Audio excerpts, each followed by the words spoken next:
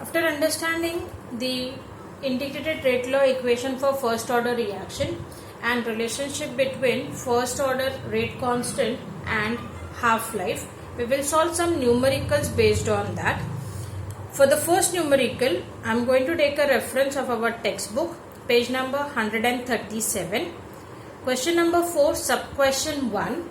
The question says, in first order reaction, it has been found that the concentration of reactant decreases from 20 millimole per dm cube to 8 millimole per dm cube in 38 minutes.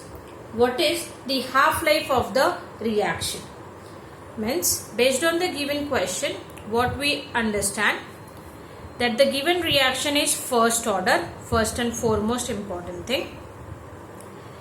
From 2 means your initial concentration is 20 millimole per dm cube and concentration after time t, that is 80, is 8 millimole per dm cube, and for this change the time required is 38 minutes, means t is 38 minutes. What have they asked us to find? That is half-life of reaction, means they have asked us to find out t half. Now for finding out t half, we will be making use of two formulas. The first thing we will find out is rate constant K by the formula 2.303 upon T log to the base 10 A naught upon AT. That is our integrated rate law equation for first order reaction. Once we get K from this, the next thing will be to find out T half by the formula T half is equals to 0.693 upon K. So these are our two formulas which we have to use. First to find out rate constant, and that will help us to find out half-life of reaction. So the first formula K 2.303 upon T log to the base 10 A naught upon AT. We substitute our A naught, AT and T values in that, which gives us an equation. K is equals to 2.303 upon 38 log to the base 10 20 upon 8. Now for calculation, first we will do 20 by 8, that is nothing but 2.5. So we will first find out only log of 2.5. Remember, we have to only find log, not anti-log. So log to the base 10 of 2.5 is 0.3979. So rest of the things we just keep on rewriting it again and again, giving us K is equals to 2.303 upon 38 into 0.3979. Now this whole calculation we have to do by making use of log and anti-log. That will be anti-log of log to the base 10 2.303 plus log to the base 10 0.3979 minus log to the base 10 of 38. First we will get log values of that. We will do its calculation, addition and subtraction, and whatever value we get, we will find out anti-log of that. So doing the calculations accordingly, we get our rate constant, that is K value, as 0.0241 per minute. As I mentioned, for first order reaction, your unit of rate constant is inverse of time. So in this our time was given in minutes, so K unit will be per minute. Once we get down our K value, we will find out T half. So that given value of K we have to substitute in an equation. T half is equals to 0.693 upon K. So the above equation gives us T half is equals to 0.693 upon 0.024. Again this we have to do calculation by making use of log and anti-log, giving us a result half-life as 28.87 minutes. Whatever will be the unit of time, same will be the unit of your half-life. So for this our half-life value comes as 28.87 minutes, or you can also write it as 28.8 minutes. After that, the next question we will take again from our textbook, page number 137. This time the question number is question number 4, sub question 2. The question says, The half-life of first order reaction is 1.7 hours. How long will it take for 20% of the reactant to react? Means based on this, what we understand, firstly they have given that the reaction is first order. Half-life they have mentioned as 1.7 hours. Generally we write down our time in minutes, so better we convert these hours into minutes, so that is by multiplying it by 60, so we get 102 minutes. Next they have given us now the concentration in terms of percentage. Whenever they give us concentration in the terms of percentage, always your initial concentration will be 100%. Remember that very well. Now how to find out AT? As I mentioned during the derivation part, AT is the amount unreacted, whereas in the question they have given 20% of the reactant to react, means of 100%, 20% has reacted. So your unreacted part means AT will be 100 minus 20, that is 80%. Please students remember this calculation part very well. About AT is amount unreacted and not reacted. Okay, so what have they asked us to find out? Time, that is T, for 20% of the reactant to react. So for finding out T, again we are going to make use of two formulas. First is we will find out rate constant by a formula 0.693 upon T half. Once we get our rate constant, then we will find out T by our integrated rate law equation. T is equals to 2.303 upon K log to the base 10 A naught upon AT. So first let us find out rate constant value 0.693 upon T half. In this our T half is 1.7 hours, which we have converted into minutes, 102. So K will be equal to 0.693 upon 102. Again do the calculation by making use of log and anti-log. We get our K value as 0.0068 per minute. The inverse of time, that is minutes inverse, will give you per minute. So the first thing we did is we calculated K value. Now we will substitute this K value in our integrated rate law equation so as to find out T. So that value of K we will substitute in our T equation.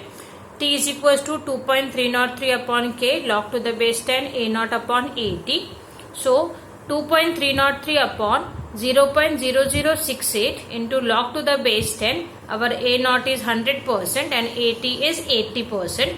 So again firstly we will do is this part, that is 100 by 80 will give us 1.25, and we will simply find out log of 1.25 by keeping the other things as it is. So log of 1.25 we get as 0.0969. So T is 2.303 upon 0.0068 into 0.0969. Now for this we will again do a calculation by making use of log and anti-log. So that will be anti-log log of 2.303 plus log of 0.0969 minus log of 0.0068. So first we will get the log values, we will do their addition subtraction, whatever final value we get we will calculate its anti-log, and that comes to be 32.8 minutes. So our time required for 20% of the reactant to react is 32.8 minutes. Calculation wise the things are very simple, but only important thing is you need to be used log. Without log the calculations are not accepted. So remember to do the log calculations properly. Then the next question we are going to solve, that is again from the textbook page 137. Question number 4, sub question 7. In the question they have mentioned us that for first order reaction it requires 40 minutes for 30% of the reactant to disappear. what will be its half-life. Means in this they have given us the reaction is first order, the time is 40 minutes. Again they have given us concentration in terms of percentage. So our initial concentration will be 100%. They have said 30% of the reactant to disappear. Means our AT, that is amount unreacted, will be 100 minus 30, which counts to be 70%. Please students, do not take this as 30%. AT is not the amount reacted. AT is the amount unreacted. And they have asked us to find out half-life, means T half. So the formulas which we are going to make use, first will be our integrated rate law equation. K is equals to 2.303 upon T log to the base 10 A naught upon AT. Then the second part will be your half-life period formula. T half is equals to 0.693 upon K. So from first equation we'll find out K, we'll substitute that in our second equation and get our half-life value. So for the solution, K is equals to 2.303 upon T log to the base 10 A naught upon AT. We'll simply substitute our values of T, A naught and AT, which gives us K is equals to 2.303 upon 40 log to the base 10 100 upon 70. 100 upon 70 comes to be 1.4285. We'll simply take log of that, which comes to 0.1548. Again rest of the part we will keep as it is, giving us 2.303 upon 40 into 0.1548 as value. Then again by making use of log and anti-log of this, we get our rate constant value as 0.0089 per minute. Again the unit is per time, so that comes to be per minute. After we get our K value, now substitute this K value in our half-life equation and we will get our half-life. So our half-life equation is T half is equals to 0.693 upon K. The K value we substitute as 0.089. So simply again doing the calculation it as log and anti-log, we get 0.693 upon 0.0089 as 77.86 minutes, which we can also write it as 77.9 minutes. That will be our half-life required for 30% of the reactant to disappear. So till now we have seen the questions where they ask us to find out either rate constant value or ask us to find out time, or they ask us to find out T half. Now let us just do one more question which is little bit different than what we have done in the previous three questions. For that again we are going to take a reference of our textbook page 137. Question number 4, sub question 6. The question says, show that the time required for 99.9% completion of a first order reaction is 3 times the time required for 90% completion. Now here as I mentioned, the data is little bit different and the question asked is also different. So we will just take 2 cases where we say the first case as where they want the reaction to undergo 99.9% completion. For this, suppose if I take my time as T1, so your A naught will be 100% and AT will be 100 minus 99.9. That comes to 0.1%. So this is the data which I get from the first half of the question. The second part they say that 90% completion. So if I take that as my case 2, so for 90% completion, whatever is the time required, I consider it as T2. So in this your A naught will be again 100, but AT this time will be 100 minus 90, that is 10%. So in this we have considered 2 cases, one as T1 for 99.9% completion and another as T2 for 90% completion. Now they have asked us to compare the time of both of them. So for that we'll make use of our integrated rate law equation. T is equals to 2.303 upon K log to the base 10 A naught upon AT. So for case 1, in place of T we will write it as T1 and our A naught and AT values we will substitute. So K is equals to 2.303 upon T1 log to the base 10 100 upon 0.1. This comes to be 1000 and log to the base 10 of 1000 is nothing but 3. So we get first case K is equals to 2.303 upon T1 into 3. We take this as our equation 1.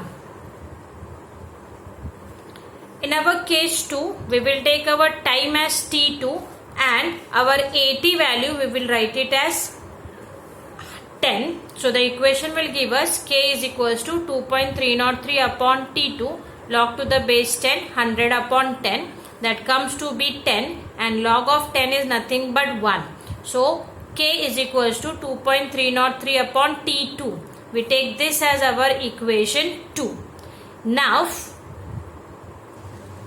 if we compare equation 1 and 2, in both the equation our left hand side was same, that was rate constant.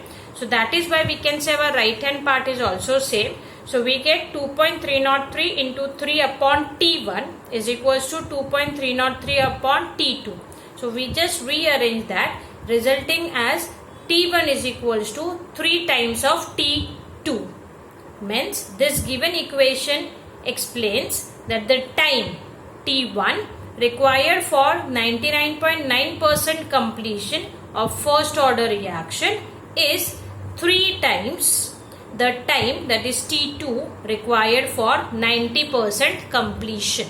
So it is simply explaining us that the T1 is 3 times of T2. Remember, when such questions are coming, after ending up with the equation, it's always important to write down the answer into the form of statement, because this statement will count as 1 mark. So these were the questions based on our integrated rate law equation and half-life for first order reaction. So for today's class we first saw the equations and then we did around 4 numericals based on those equations. Thank you.